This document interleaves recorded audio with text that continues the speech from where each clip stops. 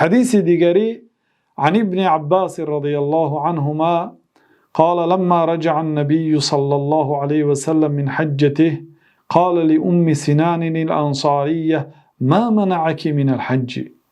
از عبدالله ابن عباس رضی الله عنهما روایت میکنن که وقتی که جناب رسول الله صلی الله علیه وسلم از حج خود برگشتن، یعنی سال 10 هجری، یک صحابی را ام سنان انصاری بود، از زنی از انصاری را گفتن که ما منعک من الحج، برای چی به حج نرفتی؟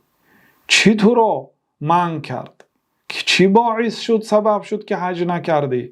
قالت ابو فلان تعنی زوجه، سبب اساسی پدری فلان چی گفت، مراد شوهرش، یعنی شوهرم سبب شد که من حج نکردم.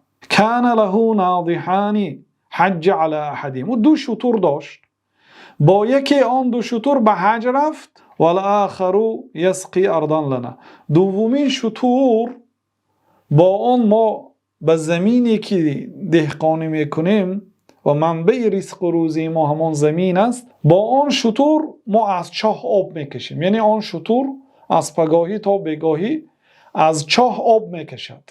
مردم عرب از چاه آب را به واسطه شتر میکشیدند، یعنی که آن شتر مشغول بود. اگر زمین آب داده نشود زمین حاصل زراعت خشک میشد، یعنی عذری نرفتنش را بیان کرد که دوم شتر مخصوصی به زمین بود، یعنی من شتر نداشتم که به حج روم. بعد پیامبر صلی الله علیه وسلم گفتن که فإن عمرة فی رمضان تقضی حجة معی، عمره کردن در رمضان برابر حج کردن همراهی من است. گفتن در دیگر روایت ها عمرة فی رمضان تعدل حجة مع النبی صلی الله علیه وسلم، عمره کردن در ماه مبارک رمضان برابر حج کردن همراهی جناب رسول الله صلی الله علیه وسلم است. روایت بخاری و مسلم است، این حدیث در صحیحین است.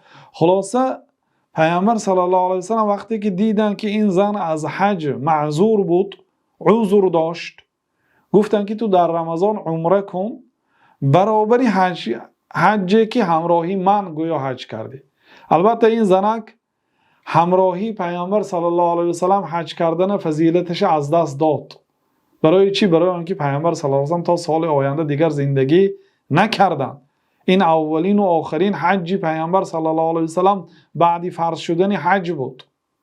دیگر پیامبر صلی الله علیه وسلم نیستند. دیگر فضیلت همراهی جناب رسول الله صلی الله علیه وسلم حج کردن را کسی نمیتواند دریافت کند.